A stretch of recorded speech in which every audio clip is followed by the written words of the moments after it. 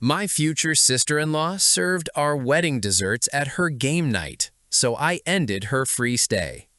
My name is Claire. I'm 30, and I'm marrying Daniel in October.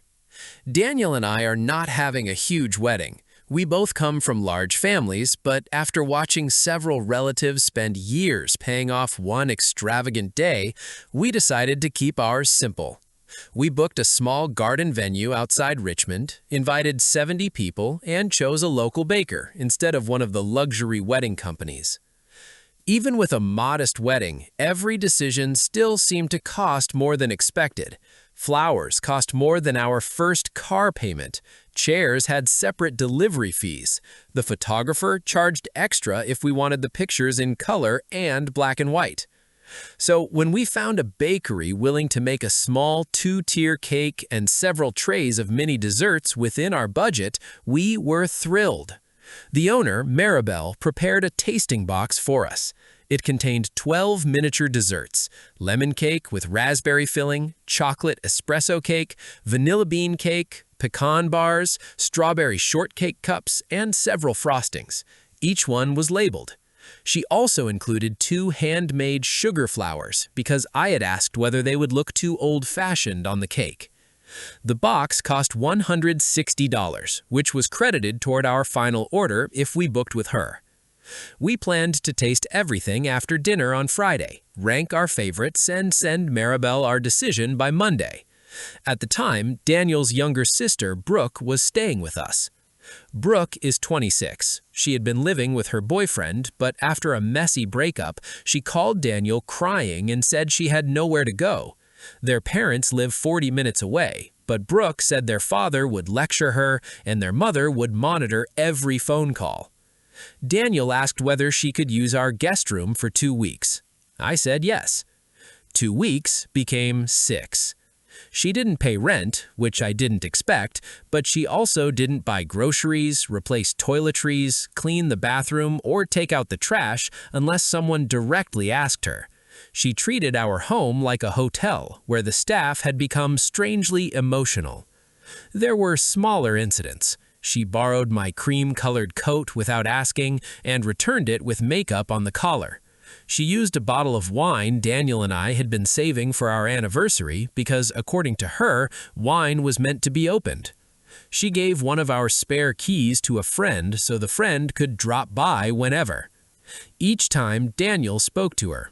Each time, Brooke apologized in a tone that made it clear she believed the apology itself erased the behavior. I kept telling myself she was going through a difficult period.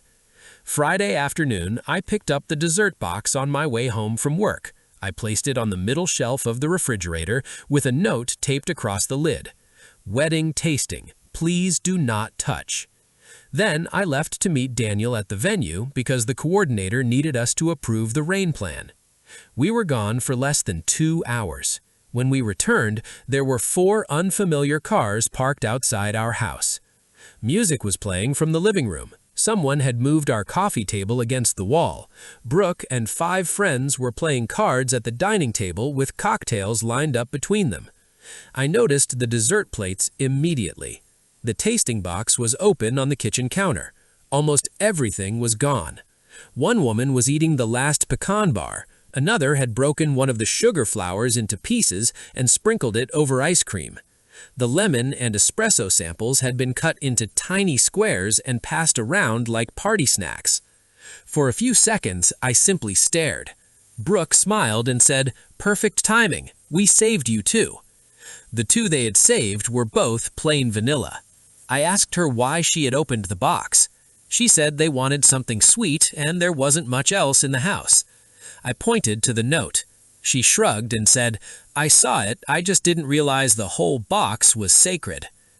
Daniel asked whether she understood that those were paid wedding samples. Brooke, I rolled her eyes and said, "You're acting like I cut into the actual wedding cake." One of her friends quietly put down her fork. I told Brooke that the tasting box had cost $160 and that we now had no way to compare most of the flavors. She laughed. Not nervously, not apologetically. She laughed as though I revealed I spent $160 on air. Then she said, "That's insane. Honestly, I did you a favor. None of it was worth that much." That was the moment my sympathy ran out. I told her she needed to call the bakery, explain what happened, and pay for a replacement tasting. Her expression changed immediately. She said she didn't have that kind of money. I reminded her that she had ordered cocktails, takeout, and concert tickets while living with us for free. She said those expenses were already planned. I said replacing something she took should become the new plan. Brooke stood up and accused me of embarrassing her in front of her friends. I told her I hadn't invited her friends into my house, and none of us would be having this conversation if she had respected a note written in capital letters. Daniel asked her one final time whether she would replace the box. She said no. Then she added, "It's dessert, Daniel. You're really going to let her turn you against your own sister over dessert?" Daniel quite quiet. I expected him to ask everyone to calm down.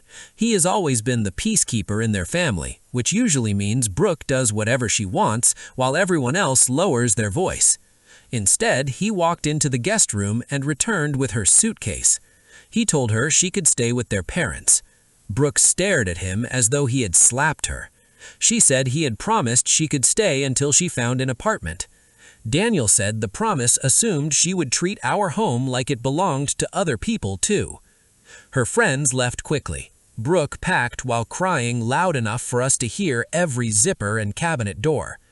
Before leaving, she told me she had destroyed her relationship with her brother. Daniel said, "No, you gambled our relationship on the belief that I would never tell you no." It was probably the strongest thing I had ever heard him say to her. The next morning, Daniel's mother called. She said Brooke had arrived at their house emotionally shattered. She accused me of being materialistic, controlling, and incapable of understanding that Brooke was vulnerable after her breakup. I explained the dessert box, the note, the previous incidents, and Brooke's refusal to replace what she took. Her mother said, "I understand that it was rude, but making someone homeless over cake is disproportionate." Brooke was not homeless. She was sleeping in the bedroom she grew up in, inside a house owned by two people who loved her. But the family kept repeating the word homeless because it made our boundary sound crueler. Daniel's father called later and privately admitted Brooke had been difficult, then asked if we could let her return for just another month because she and her mother were already fighting. Daniel said no. That weekend, Maribel squeezed us into another tasting. She refused to charge the full price after hearing what happened, but we paid anyway because the loss was not her responsibility. We chose the lemon raspberry cake and pecan bars. Brooke did not pay for the replacement. Instead, she posted a vague message online about women who isolate men from their families before marriage. Several relatives apparently knew exactly who she meant. Then something happened that ended the argument for good. 3 days after moving back with her parents, Brooke invited 2 friends over without asking. They opened a bottle of bourbon her father had been saving since his retirement party. It was worth more than our tasting box. Her father came home while they were drinking it. Suddenly, the family understood that the issue was not cake. It was not bourbon either. It was Brooke's belief that anything inside a house where she felt comfortable automatically belonged to her. Her mother never apologized to me, but she stopped asking us to take Brooke back. Brooke and Daniel have barely spoken since. I'm sad about that, because I never wanted him to lose his sister, but I also refused to begin our marriage teaching her that our boundaries are optional as long as she creates enough family drama afterward. Some people say we should have given her one final warning. I think the note was a warning. The conversations about my coat, the wine, the spare key, and the groceries were warnings. The request to replace the desserts was her final chance. She chose to laugh. So, am I the a-hole for ending her free stay over what she insists was just cake?